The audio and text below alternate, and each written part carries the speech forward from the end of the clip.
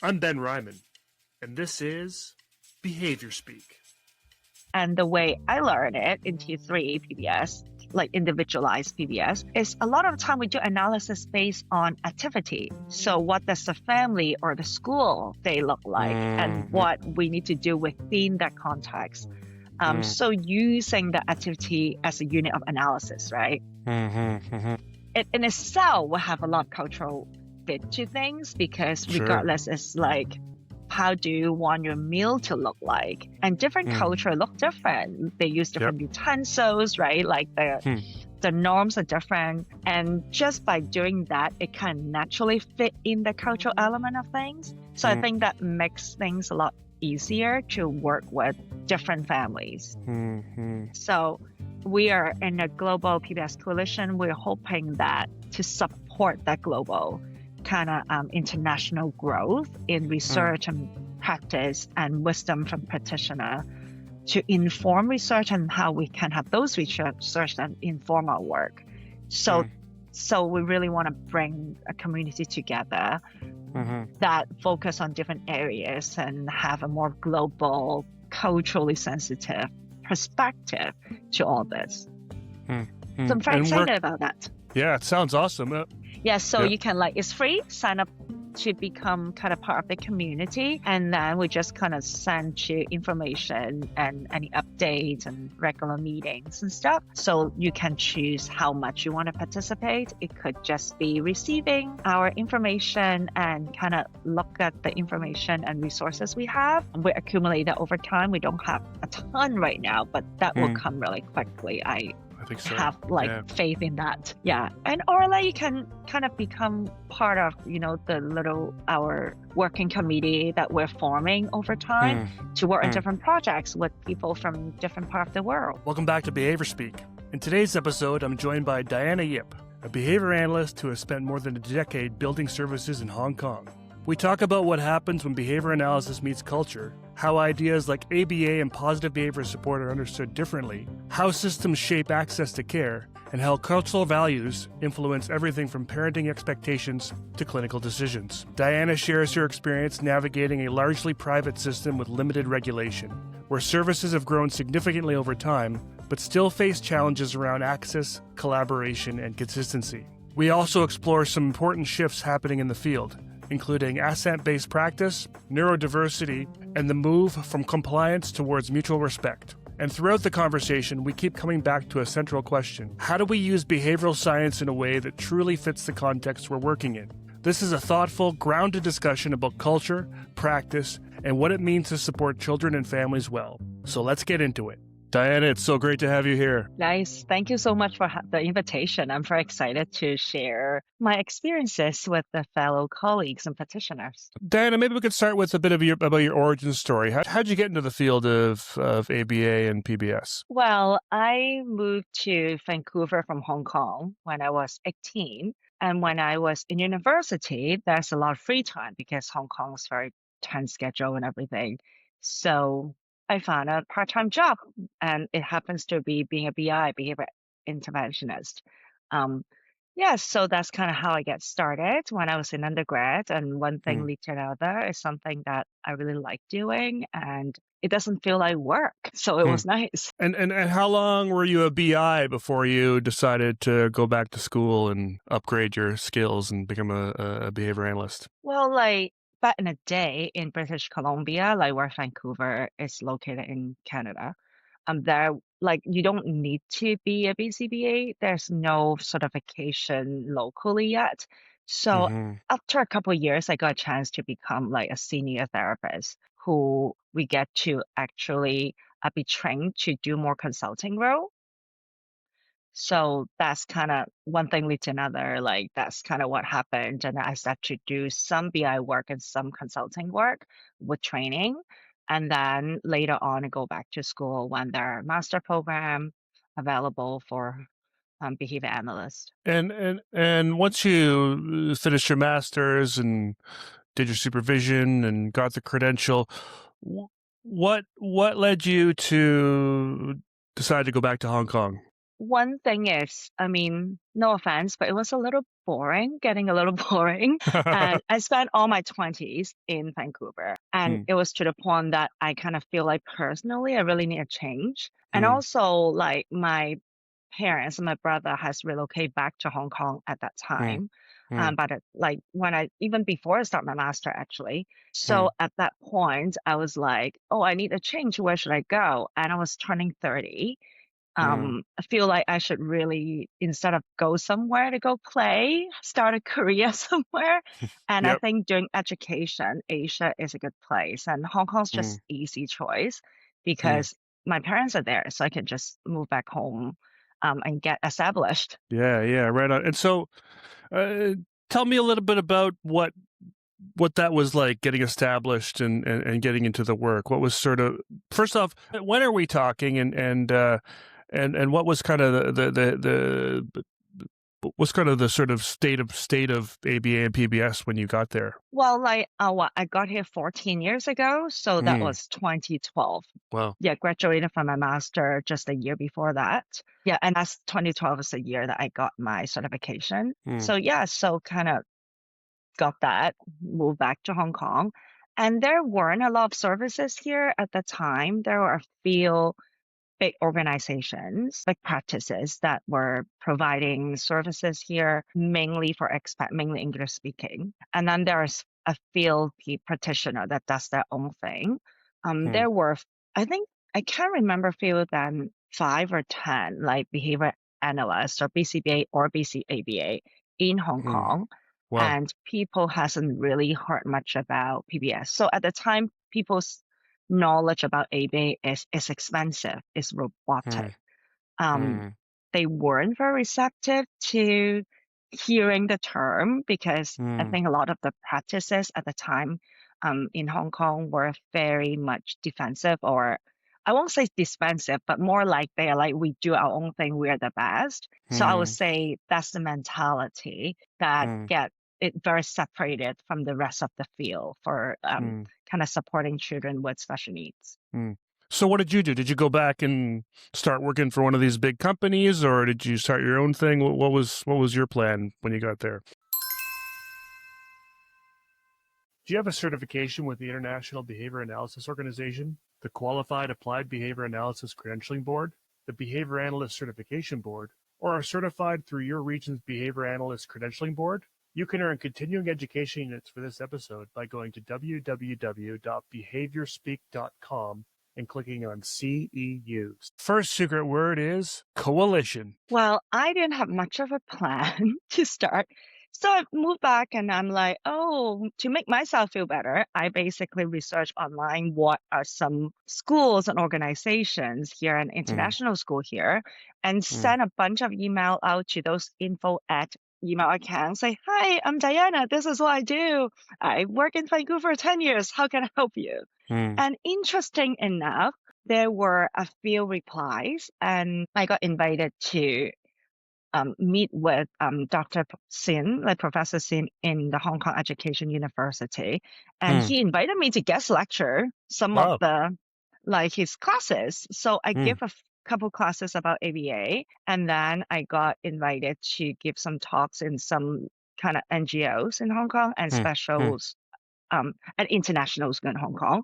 So from there, some of them were parent training. So mm, then some of those parents just contact me and ask me if I can be their mm, therapist. So I basically mm, go back and run sessions and do everything on my own to start. But mm, it was, I think, because there's such a lack of service at the time. So I was very lucky that it was a pretty smooth start, like mm. kind of smoother than I expected. Yeah, yeah, and so you've been there for 14 years, and then eventually you had started your own company. Tell me a bit about that and sort of how that grew. Well, I actually, to answer your last question, I Mm, actually did send in some resume to the couple big organizations, okay. and they weren't. I think one of them pretty much we don't hire out, and the other one I did go for one interview, but then they got back to me like months later. I already incorporated my own company at that time. Gotcha. So yeah, so I got some clients through those talks unexpectedly in a way. Then I just kind of like go from there and incorporated the company and let things kind of grow organically.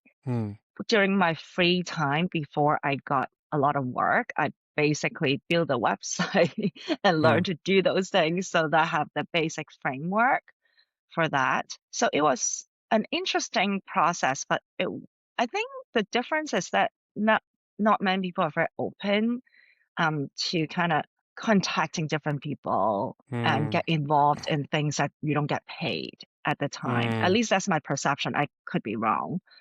So yeah, so I get to talk in the autism conference in Hong Kong at the time. Once I contacted those people, they're very happy to have me giving talks and training for free. And I'm very happy to do them because I was like, oh, this is exciting. I can get to know what the community is like here. So I think that kind of really helped because I meet a bunch of really passionate and good people at different level that allow me to kind of work with more local family as well as like more expat and upper middle class clients. Yeah. And so how big's your company now? How much have you grown in the last 14 years? Well, it's interesting because we have around 20 people when COVID hit. So then we downsized to around like 14. But I kind of closed a direct practice last summer because of my family situation. So there's a good chance that because my husband's work, we're going to relocate. And so I kind of need to be more flexible because his job is less flexible than mine. And I feel very Gotcha. lucky because as a behavior analyst, right, we can find work everywhere, I would say. If you have especially English speaking, and I have like Chinese as well. So I think that really makes it. I'm the one who needs to be flexible, and I just do some training, supervision, and consultation during this transition period when we're trying to figure out where we're going to be in a few months. Right. And so, looking at sort of the current state of service and supports, what do services and supports look like in Hong Kong right now in general, outside of what you're doing? Well, there are services for children with special needs. There are government funded services which they funded different NGOs, like usually, and hospitals to provide diagnostic service as well as intervention services. ABA is not part of those. They do not fund ABA, so usually it's OTST. They have special education teachers, group classes, different kind of placement. So that's funded. The intensity isn't very high, depends on which program you're in. And which program you're in will depend on the doctor's like kind of recommendation from your diagnostician. So that's that. But then there's a lot of private services for those, like for SDOT as well as ABA. So I would say it is there's more funding in the field. It's just ABA is not one of them. Good thing is after like 14 years, there are a lot more BCBAs in Hong Kong now. I haven't looked at the numbers for a while, but I'm pretty sure it's over 100. Wow. And yeah, it's like, I think maybe even like double that or whatever. I can't remember off my head now. But so there are more practices, and before most practices actually don't have BCBA. There's so few of them, right? So there are more different sizes of practices that there are more choices for parents and different kind of language choices as well. So it takes a lot more. I think there's a lot more choices for parents and schools today than 14 years ago, which I think is great to see. And just 100, 200 BCBAs may sound like a lot. Tell me a little about Hong Kong. How big is it? How many people are there? What's the proportion here? There's 7.5 million people in Hong Kong. Okay. So, the number, I'm really not sure how many BCBA there are in Hong Kong now, but there are, I think one of the problem because it's not funded. So we're Yes. not looking at clients in terms of the whole population from a business point of view. It's Mm-hmm. really talking about a selected group of clients who has the resources to provide for the children, which is problematic for the field, I think, because there are also not a lot of career ladders within it because of that. So there's some limitation there.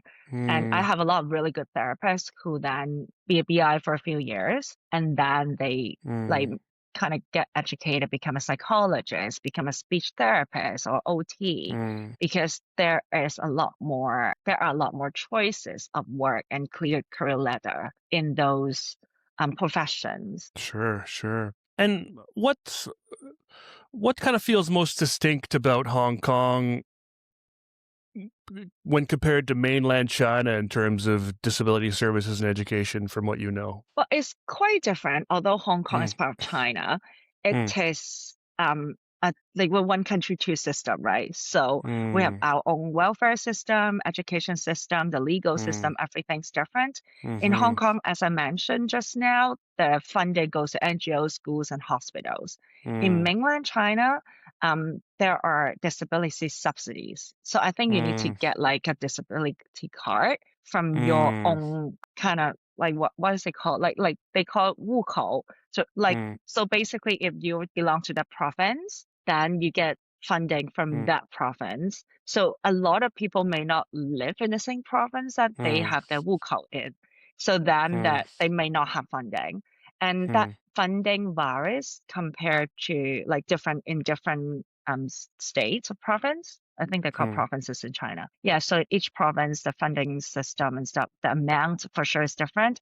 I believe the system may be slightly different. I'm not very familiar with the mm, details. And there, I know that parents also have access to both medical insurance funding as mm, well as like the special education kind of disability funding for the mm, intervention. Depends on which organization they go to get services, but they're mm, not nearly enough for actually high quality ABA services. mm, mm.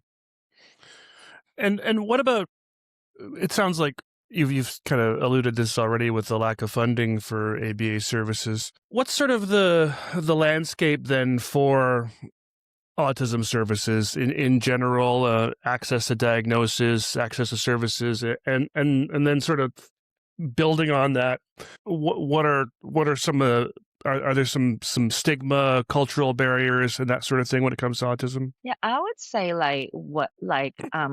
I again because most of my clients get privately diagnosed, so I don't Yeah. know how long the wait list is. I don't think it's super bad in Hong Kong. I'm Mm. pretty sure it's less than a year. I mean, it's Wow. still a long time, but I Yeah. don't think it's that bad Mm. compared to many other places. Mm. Mm. But the diagnostic is relatively the report at least is really brief. Mm. So if you go for the public system, you don't get much information. You get Yeah. diagnosis. Yeah. Yeah, so I've seen local report that literally there's a check. You have Mm. autism. There's a check. This is your placement level. Mm. And that's Mm. about Mm. it. Mm. Yes, but like you can get that in the hospital through pediatrician kind of services under that, I think. And then Mm. local psychologist, like Hong Kong recognized educational psychologists can also provide diagnosis, like that is recognized by the government. A lot of clients that Mm. I work with, they kind of go through private channel, and some of the diagnostician may not be even be recognized by Hong Kong government, but they are using their own money. So those Mm. reports are pretty much the same as what we see in North America. So it kind of Mm. varies quite a bit. I would say overall services, that's like quite a bit of services for children with autism in Hong Kong now. Mm. I will argue that it's not sufficient still, but they're there. Like there are different placement as I mentioned. So they got like kind of special school where the kid go 5 days a week for half Mm. days.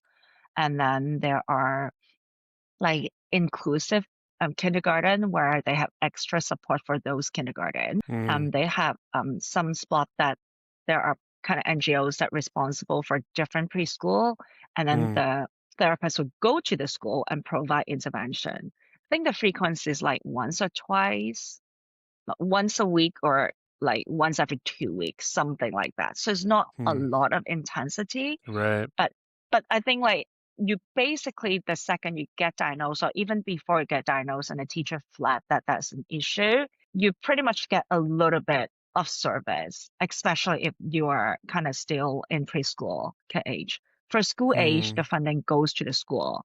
So it depends on what the school provides. And that's really not a lot of services. I think really depends on where you are. For special school, actually nowadays I found that the services in special school isn't bad. For mainstream school, then that could vary quite a bit. I've worked with some schools that are quite on top of things versus other. Some of my clients go to local school, and it could be more challenging for them to get more support from the school side. You had mentioned to me when we met previously that sort of this kind of PBS versus ABA kind of dichotomy, and that people seem more accepting of PBS than ABA. Why do you think that is? I think the simple answer is the term is that positive behavior support. So when I have the word positive, people are more positive about it. And like I mentioned before, ABA has, like, people that have been practicing ABA in Hong Kong has more closed door policy in the past. So I think that has some ripple effect over time, right? That like it's appeared to people to be kind of less collaborative. And I think a lot of other professions like in the same field kind of really do not like that. That is changing. It's just that's a more historical factor, I think. So, and nowadays I actually do think that people are more acceptance to ABA. But when I come back to Hong Kong, like it's a lot easier for me to just like, yeah, like I practice positive behavior support, and people are very open. Oh, can you give us talks on that? Oh, how do we do things? I mean, disclosure, Ben and I went to the same program. We were classmates. So the way we learn ABA is pretty much through the PBS lens, through the PBS framework. So it was surprising to me because to me, it's the same thing. They're not really that different fundamentally, that behavioral science. Of course, they have their differences, but it's not the way that people look at that as two completely different things. Especially when I first come back to Hong Kong over a decade ago. So yeah, so that was kind of a good way to get in. And then really, I think the other thing is ABA, people kind of have the misconception that it's a treatment for autism. So it's just for autism, it's for teaching. They sit at a table, they drill, they do trials, and not everyone think that's very a humane way to treat a child. So I think that's pretty in line with internationally, not just a cultural thing, but like PBS kind of really focus more on improve quality of life and focus on how do you deal with challenging behaviors, and everyone want to know how to deal with challenging behaviors. So I think it just fit their like kind of what they need when they hear it. They really, oh, that's what I need. And also the term really help, and kind of I think that helped ABA to grow in Hong Kong too, because then people are like, oh, it's actually ABA also does like managing problem behaviors. ABA is not just about teaching a table, you can do it different ways. So I think that's kind of like an education process, an ongoing education process. Yeah. And where do you see maybe stronger alignment between PBS principles and cultural norms? It's interesting that like I never look at it differently until I move here. Because the environment is so different, right? Your professional and work environment very different. I think ABA traditionally has been really focused on a technical side of things. So how do we what's the best way to decrease problem behavior, increase behavior that we kind of want to see, adaptive behaviors and stuff, right? So in that way, it's very much like what's the fastest way, what's the most efficient way, and there's less concern about what the context we're in versus what at PBS we like. That is a huge part of it is like environmental change, contextual change. So I think that makes it very easy. Naturally, it's relatively easy to fit things in a culture Mm, because of how it's done. And the way I learn it in T3 PBS, like individualized PBS, is a lot of time we do analysis based on activity. So what does the family or the school they look like and mm, what mm, we need to do within that context. mm, So using the activity as a unit of analysis, right? mhm, mhm. Really, it in itself will have a lot of cultural fit to things because Sure. regardless, it's like, how do you want your meal to look like? And different Mm, culture look different. They use yep. different utensils, right? Like Hmm, the norms are different. And just by doing that, it can naturally fit in the cultural element of things. So I think mm, that makes things a lot easier to work with different families. mhm. And how would you describe common parenting approaches in Hong Kong? Yeah, that's interesting. Like, first of all, like it varies a lot, mainly because Hong Kong is, especially before COVID, Hong Kong's like quite multicultural. So I'll have Mm, clients from all over the world. mm, Um, so, but like go back to more local Hong Kong people, that could vary a bit too because some are more mm, westernized, right? Like a lot of people that have been educated overseas and moved back, and so that's a lot of mixed race couples and stuff like that. That given say that, I would say that kind of like for Asian families, a lot of the time they mm, tend to value more about their compliance, value more mm, the academic development. mm, So I remember seeing a post online that talked about a Chinese mom was asked why she like like doesn't hear ask for mm, her child's opinions, and her answer was a child doesn't yet have the experience to choose correctly, which mm, is very different mentality, right? This reflects the underlying assumption that children should listen, they don't know better. And that's mm, very counter what a Western idea of like, oh, let the child choose, like we mm, need to listen to them. And also that's the whole idea about what's right, right? Like they can't choose correctly, imply that there is a right mm, answer. So I think mm, even though nowadays parents try to be more open-minded, they try mm, to really like, listen, the whole gentle parenting, listen to their kid mm, because of their own upbringing, things like this slip out, right? Like, oh, mm, they're not sitting down at the table. Are they learning? The question if they're learning. Children mm, learn when they're playing. mm, But like, oh, they see that that's playing. That's not learning behavior a lot of the time. mm, So although there's the intention, a lot of the time what they expect to see could be quite different and kind of need to balance that. Interesting. And so, yeah, what, I mean, you talked about some of these ABA practices being really closed door, and so you don't really get to see a lot of what's happening. What does sort of collaboration look like in these contexts? In terms of with other professionals or within our And field. with the parents as a Oh, professional. well, for myself, like I use a very collaborative approach. And I have Mm, to say that there are increasing amounts of mainland Chinese that move to Hong Kong. mm, So they're not used to it. You mm, need to mm, almost like work with the parents. So it's mm-hmm, not like, because I feel extreme a lot of the time, it's like, I'm the consumer, you listen to me. Or you're the mm-hmm. expert, tell me what to do.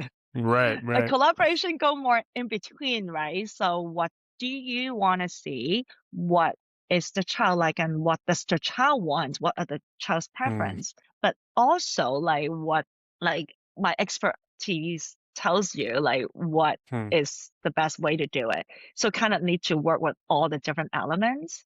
mm, Yeah, so depends on parents we work with. I think that kind of like takes some get used to for mm, parents a lot of the time. That's one thing.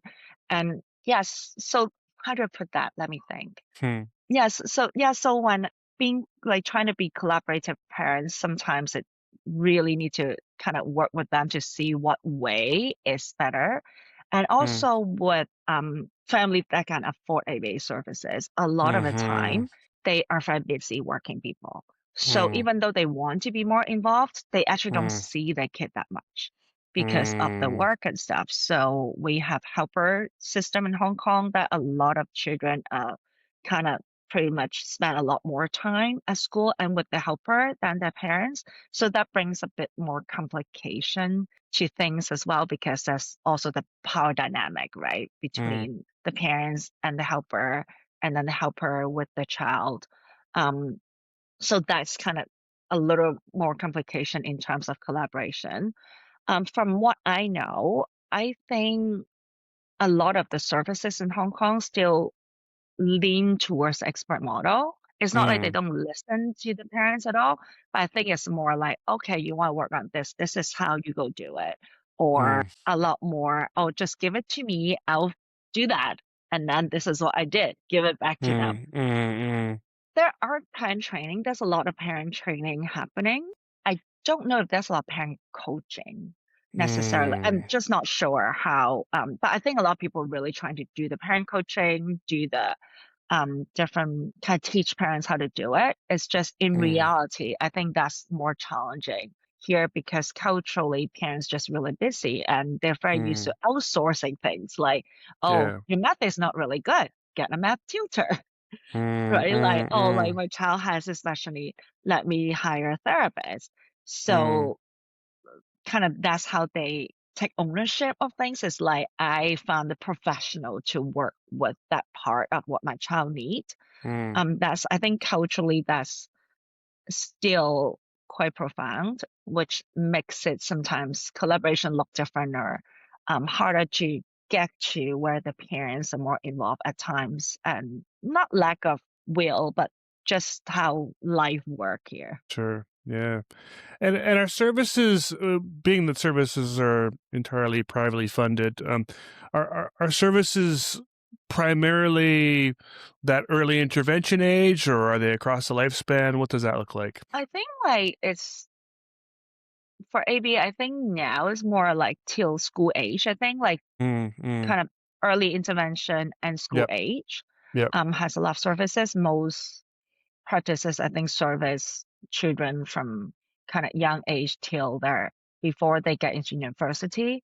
In the same practice a lot of the time. I think still more focus on early intervention, but there's also a lot of focus is school age as well because like there are services are needed, especially if they want the children to be in mainstream school a lot of the time. That's quite common to have shadow teachers here for a lot of international school that like kids go to. I think that's like increasingly popular for a school to ask parents to hire shadow teachers just because there are just more kids with kind of have a bit higher need in school that I've observed over the years as well. And many parents want the kid to be mainstream. So so there are a lot of demand there. When there's demand, then people try to supply it. Yeah. So say any children like under 18, kind of the main service area. And do you see sort of an impact or challenges when children move from this kind of highly controlled, highly airless construction environment into school systems? Yeah, we actually like that's quite common. Because in school, right, it's structure, but at the same time, it's also there are also always changes. It's just Yes. normal to have changes. S- Most of most of the time, a lot of my clients, like if they kind of find me because the school asked for shadow teacher, and they have intervention before, we see that like the parents are telling me, oh, they're fine with the therapist and stuff. And I actually get to go to other practices and observe some classes and stuff. Like, and just they're good teachers. They're like technically savvy.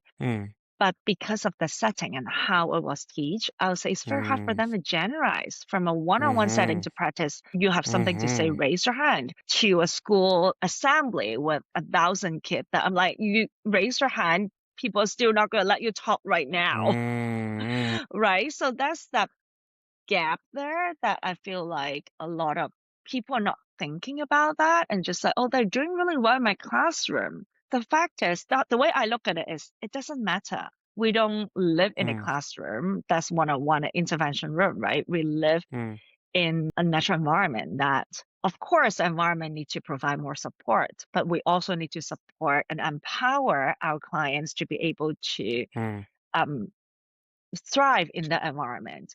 So that highly structured, mainly errorless instruction could look very effective in an early age. And when they get older, a lot of other problems pop up. Especially in Hong Kong, there are a lot of, if they go to local school, tons of dictation quizzes. Like every week, there might be a Wow. couple. Think about if you don't want to make mistake and you're anxious every time you're not sure. That's pretty much your life all the time. How are you going to cope with it? So I think as a behavior analyst and also in the field of education, so I consider myself as an educator. I think teaching knowledge is one thing, but what's more important is, are we teaching or fostering resiliency, right? Like we talk about social skills and all this other soft skills. Nowadays with AI especially, it's more important. Are we embedding those things early on in intervention, right? It's not, you might not do this correctly. Practice, try again, use a different way, problem solving skills, right? Being able to persist. So I think those are very important skills that a lot of the time early intervention overlook because we want fast results. We want to see they are obviously learning things. So the fastest way is I ask you, what's this? You can tell me. That's very direct and parents love it. But is it really the best for our clients in the long run? So that's something that I do reflect a lot about and try to really be thoughtful when I, do my intervention. The second secret word is collaboration. Yeah, because I'm wondering about how you support families in shifting these expectations without pathologizing the cultural values. Yeah, well, a lot of time, I think the person-centered approach really help parents to look for more long-term goals. And I think parents here especially really much, oh, the handwriting is not good.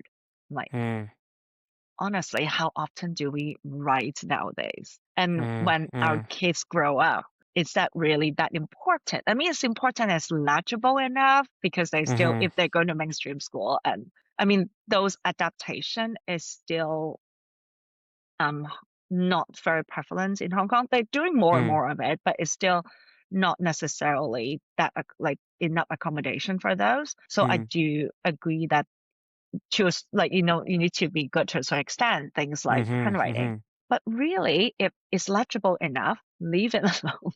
And I think those it's hard for parents and teachers unless we help them see more long term what is important. So I do that a lot, in terms of using IEP tools, using person-centered planning to support parents. Okay, I understand you worry about that. Why are you worrying about that? Why is it so important?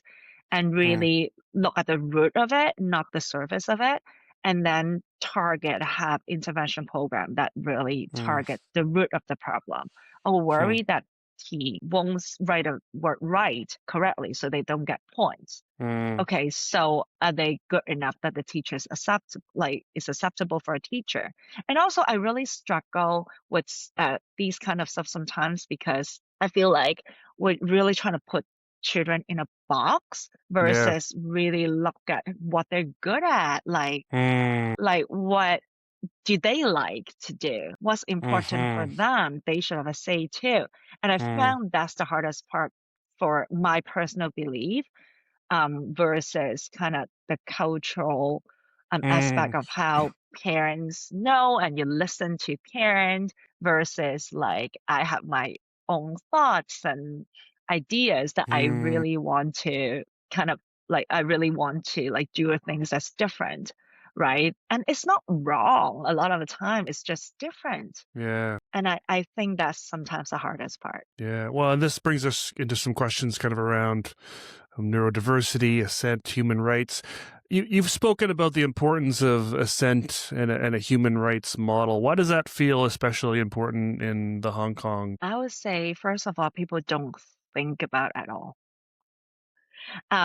It is very interesting because I am very passionate about that. I always have that kind of like that kind of idea and stuff. And I think that recent years, this kind of few years, really a lot more people talk about it and do research on it. So it kind of Yeah. give me the language to talk about it more. I was enlisted for the international conference in November, and my Mm, colleagues from Australia did like a very good human right model kind of presentation that mm, really like kind of hit my heart, like mm, really inspire me in a way. mm, mm, And so I did like I started at BCBA Hong Kong community um mm. when I up right after I kind of terminate the direct implementation of my service. And so I have all this free time, right? It's not easy to get a group here together. People are very friendly, very nice, but I feel like it's like more this is a job versus like I want to kind of keep doing more and learning. And Right. I think partly because a lot of them also have children and stuff too, so like get in the way. So I did this small CU event with this group. There's only a few of us. And as we discussed that, so it's the first time some of them heard about it. So they Hmm. never heard about the term Ascent-based intervention before. Wow. And yeah, so, and also we talk about kind of ableism, right? What the issue is. And again, that's something that they're like, oh, I never thought about it. Never really Hmm. thought about the term before, even like that idea never come up, Of right? So I course. think Wow. yeah, so I think the first step is we need to talk about it more, have more understanding, and have that discussion before more things can be done. Like, because, so I would say we're in a very early stage and people have very good intention. It's just not a perspective that people have used before. And because I think that's a lot to do with that lack of exposure. Be like once I find people practice here in Hong Kong, they very much like so busy, right? Life is busy, work is very usually they work a lot in within the organization. So I don't think there's a lot of room for different ideas to flow. Um, yeah, so that's interesting. I was very surprised that some of them have not heard about it before, and we have some very good discussion, and they want to do it. It's just like, oh, never thought about it that way before. You're on mute. Tell me a little bit more about those conversations. How do you talk about Ascent with practitioners who have been kind of trained in more traditional compliance focused models? Well, I use some articles, so I basically talk about what the article of choice is like that I choose, like talk how they talk about this topic, and then we kind of Hmm. open the floor for some Hmm. discussions on Hmm. kind of scenarios that they bring up. So I think it's more about like kind of, oh, in this situation, how would that look like? And there's a lot of Hmm. misperception about Ascent, like, Ascent is like, they don't want to do it. They don't have to do it. Then we just let the kid do Mm, whatever they want. yeah. And I'm like, no, that's not what it is, right? There's still boundaries. It's just that I respect that they have that kind of like they express that they don't like it. Hmm. There are times that they don't like it. You still need to do it, right? Just like if I won't let my 3-year-old like run in naked in the snow, I Hmm. would not let a 3-year-old with autism run naked in the snow. Those are boundaries.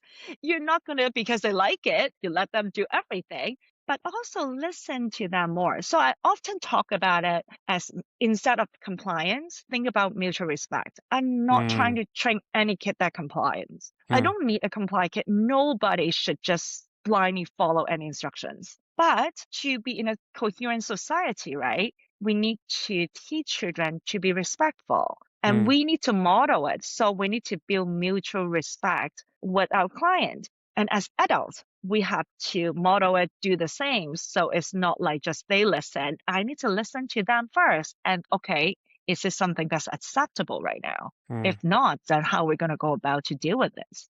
So I found that way kind of helped me a lot because like parents and teachers and other professionals, they generally agree that we should be respectful to each other. And Hmm. that's kind of a good way to, I think, frame it and think about it. Um, like how can we do our intervention in a respectful way to Hmm. what our children's preferences are while they can grow and learn. and learn to make Hmm. good choices, right? But also, once I make the choice that I may not agree, I still respect that, given that, of course, there's no safety or any issues like that, but just like, Mm-hmm. oh, the sun is orange, they want to paint it blue. Mm-hmm. Okay, is it really a big deal? No. Okay, a Mm-hmm. blue sun, right? Things, that's a very small example. There are bigger one, of Yeah. course, but but that's the idea, and that is quite difficult. Practitioners, not even parents, but even Mm, with practitioners, I think a lot of them, um, that's still kind of thing that is very important for children to just listen. And I think that's a mm, cultural aspect to it that we're still trying to slowly having more discussion, so that we can have a more balanced view. mm. Another term we're hearing a lot about these days is neurodiversity and having a neurodiversity affirming approach. What does or could a neurodiversity approach affirming approach look like within the East Asian cultural frameworks? Yeah, I think at this point I haven't figured that out. There are a lot more conversation about that in the Sure. corporate side of things, more business corporate. Mm, I joined many events that like really promote the neurodiversity and support for that in a mm, workplace. Um, mm. so I think that's kind of a bigger conversation there right now, Yeah. especially with international firms. Mm, Um, it hasn't really trickled down a lot to kind of, I think, education wise just yet. mm, Um, People might talk about it in a way, but it's still like general public. My sense is people still feel like, oh, you have a child with special needs. Oh, mm, poor you. Oh, we're gonna help. So it's mm, more charity instead of mm, empowerment. mm, Again, with well intention, it's just like that's just still how people's reactions are, generally speaking, which is not very neurodiverse affirming. mm, Right? It's more tolerance versus mm, acceptance. So I think we have a long way to go there, but I think that's like more showcasing children or people, individuals with like special needs, like that are successful, that mm, speak about it. I think that help, right? With mm, like more, that's a lot of athletes or business people who are very successful that have ADHD, mm, high prevalence in the area. Now ADHD is more like sometimes it's like a bad diagnosis, but at times it's like framed more as like, are you smart doing this? mm, So it's like mm, kind of interesting. I don't necessarily agree with all this, but I think having more like kind of visibility, right? People talk more about it and kind of look at how the world is a better place when we can kind of like be inclusive. It's not about people, oh, you have special needs, so I need to adjust for you. More like the world needs to become a place with less barrier for mm, everybody. So, mm, so I think there are some movement there, more in the adult side, and it's a slow, but it's slowly in Hong Kong. I think there's like some ground to it. It's a lot harder, I think, in China, where the conformity culture is still a lot stronger, and mm, people are just so burn out that like that you need room to think about these things, to reflect. yeah. Yeah, when people are so burnout, it's very hard. And I think the high stress culture makes it more challenging, but it's Mm, necessary. mm, mm. What does it mean in practice to merge Eastern and Western perspectives in behavior analysis? Well, AB is a science, right? So the way I look at it is like it provides us with powerful tools, behavior technology that can change behaviors. And how we use these tools is up to us. So we look at it more that way. Like when I practice, I don't think a lot about East or West. Rather, it's like how do I use this tool in a way that fit within the system, fit within the Yeah. culture in a respectful way. Mm, So kind of really look at the path that allow us to do that. mm, I think being aware of that cultural difference mm, is important because working in Hong Kong, I get to work with people that train differently. Even with mhm, my supervisees, there are people that locally educated. There are people educated in the UK. A lot of them mm, like from more European system and some from American system. And I found that like interestingly, like people from the American system, they get the flow and the process of ABA a lot faster, usually. Mm, I think it's just like it's the way that ABA process information mm, that is like, because it's from North America, I guess. mm, So people just tend to process information with a certain flow that is quite different from, I would say, East, like in mm, Hong Kong and China, and even in Europe sometimes. Like, so I found that part interesting. So mm-hmm. it's like really, yeah, I think we need to be aware of those and see how we use those tools Yeah. versus is that different in that sense. I think one of the limitations of ABA that we're learning more and more about these days, as we look at the history of ABA, as we look at the history of psychology, as you look at the history of a lot of the sort of allied health fields, the research that's done and the participants in that research are often coming from, the global minority, as it were, or let's call a spade a spade. They're mostly white folks, and so it does question whether the research and the sort of implications of the research apply cross culturally. Are there? Do you think there are any assumptions from Western training that need to be examined or unlearned? The whole process of like goal setting, right? Like so important we achieve a goal. I mean, okay, Chinese is very goal oriented, generally speaking, so I don't Mm, have that conflict. But mm, also a lot of culture, like it's about being, about presence, not about always mm, going forward, achieving. Being mm, present is an achievement.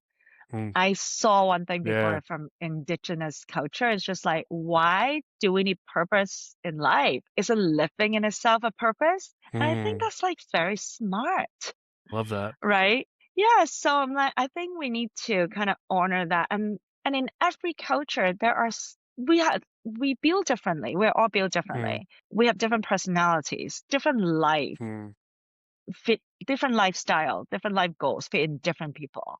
We mm, I really look at like how we use behavior science, like PBS, mm, ABA, to support our clients. It's not about shaping their life. It's about giving them the tools, right? That in our best ability so that they can make choices that they want to make when the time comes. Like if they're children, when they get a little older, right? But even adults, mhm, like we're always learning to allow us to have more choices.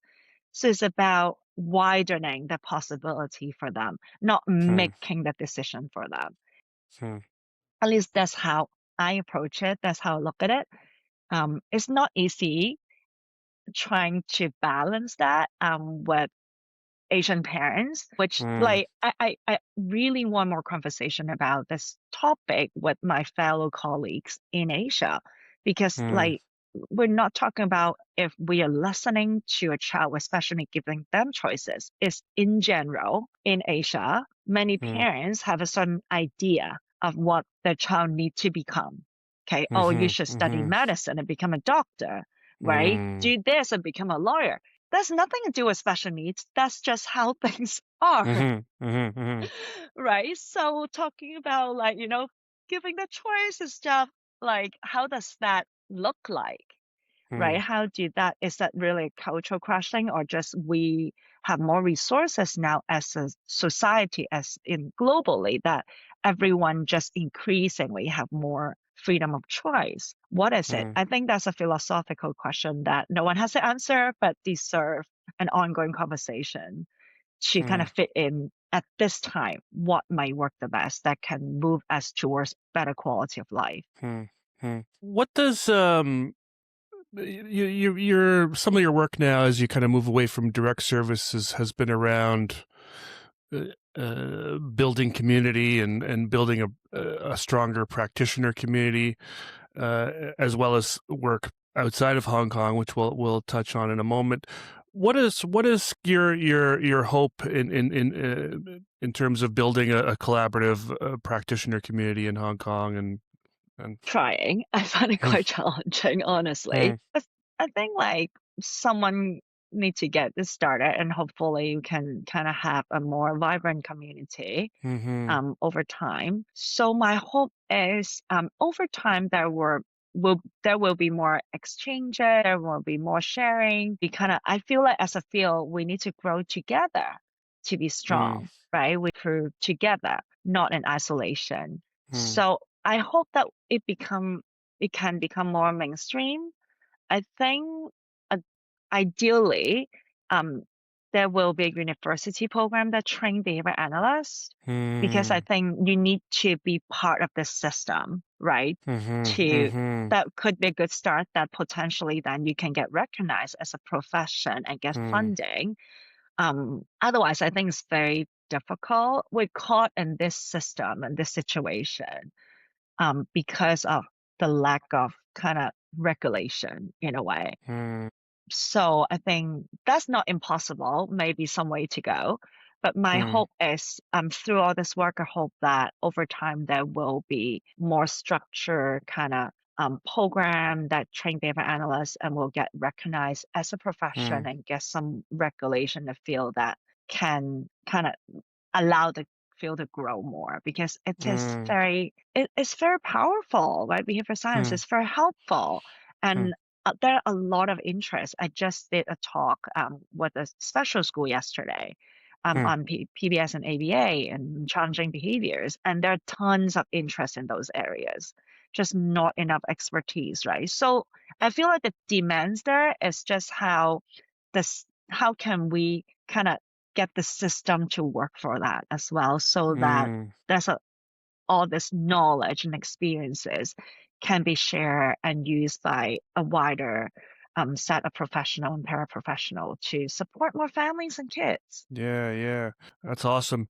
And in terms of kind of building more expertise and building capacity, of course, the BACB stopped certifying folks outside of North America in 2022, which can be limiting.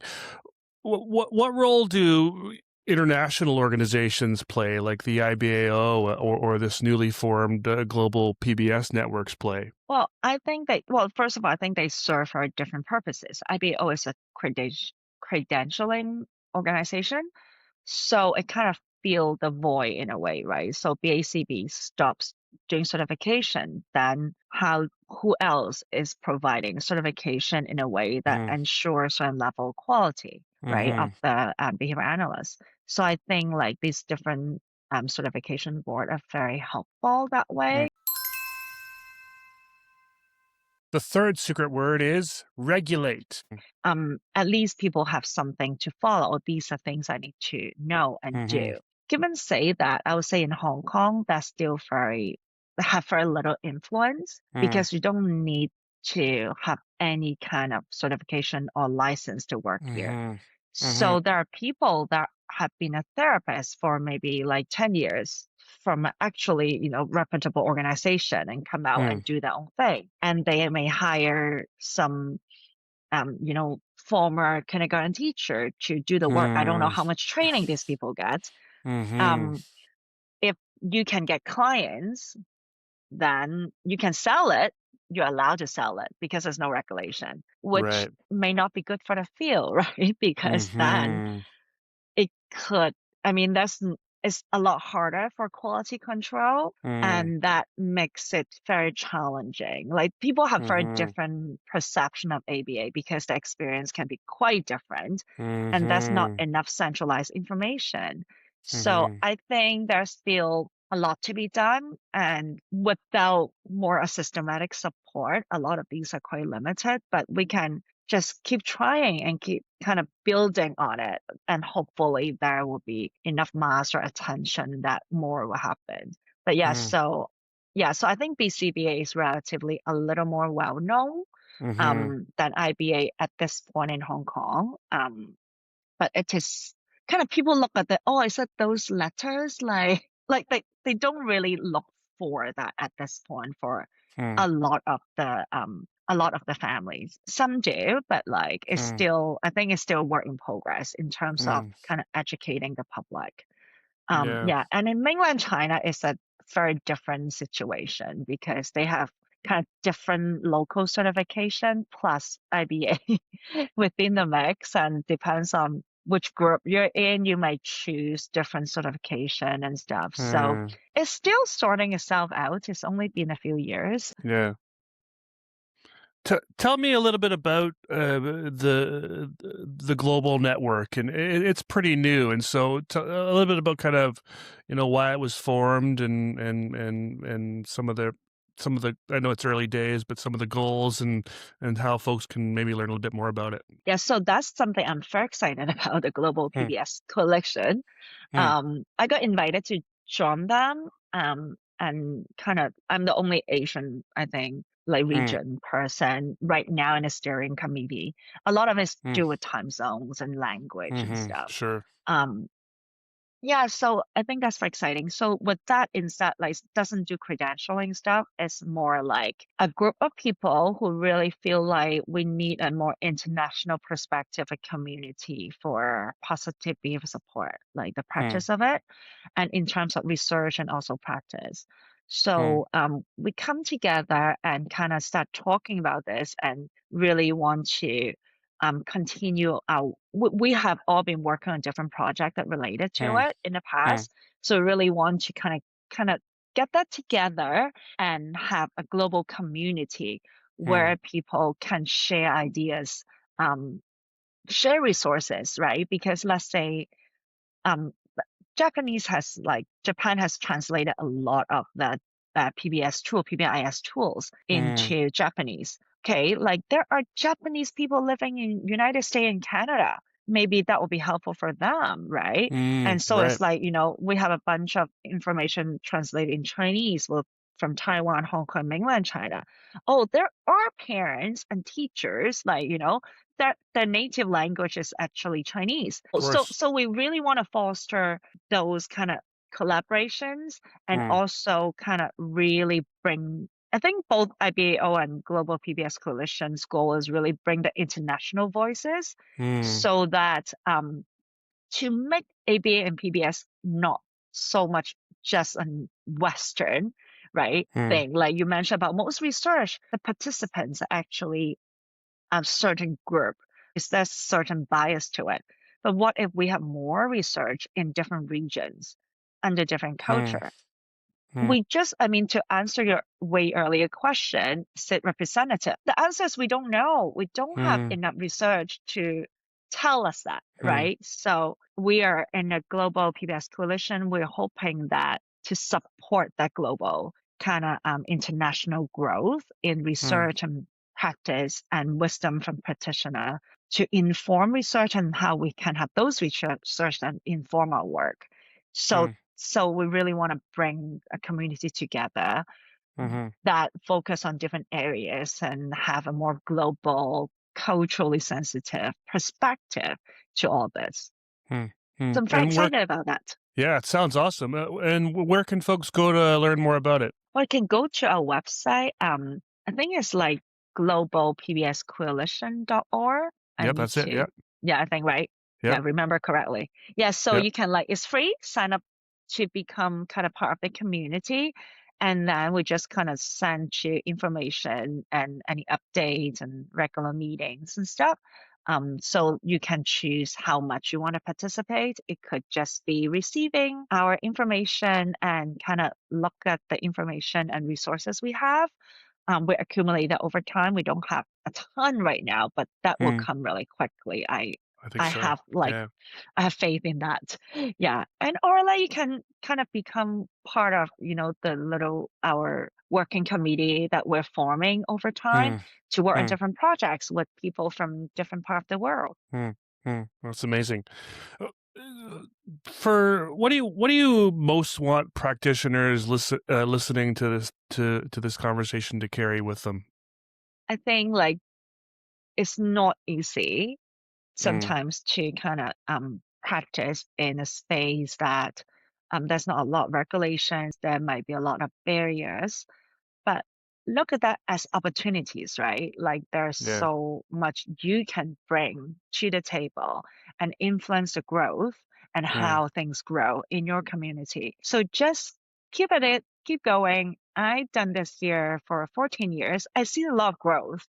As you have heard me earlier, there's still a lot of barriers. There's still Mm, a lot of things that are not easy and mm-hmm, challenging, but it does grow over time, and it's just a matter of kind of like, I don't know, like I feel like you meet a lot of good people along the way, and mm, then and reach out to your international community. If you don't have a local community, reach out. We're mm, here for you, and then we can all do this together. I think that makes a big difference, knowing that most part of the world, people are facing these challenges in different mm-hmm, ways, but in many similar ways as well. mm, So I think that gives me a lot of energy to keep going by working with my international community. Well, that's wonderful. And it's been fantastic learning about PBS and ABA in Hong Kong, the great work of this new coalition I'm sure people will be excited about. Thanks a lot for coming on Behaviour Speak and sharing your story. Yeah, thank you so much for having me. It was a lot of fun.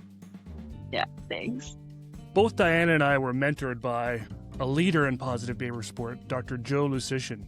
To learn more about his work, check out episodes 43 and 44, Family-Centered Positive Behavior Support with Dr. Joe Lucician. I also encourage you to check out episode 212, Empowering the Chinese Autism Community with Hazel Lim, and episode 264, Beyond Behavior Reduction, Reclaiming the Constructional Approach in PBS with Oliver Roschke and John Wooderson. You can find us on Instagram and TikTok and subscribe to our YouTube page at Behaviour Speak.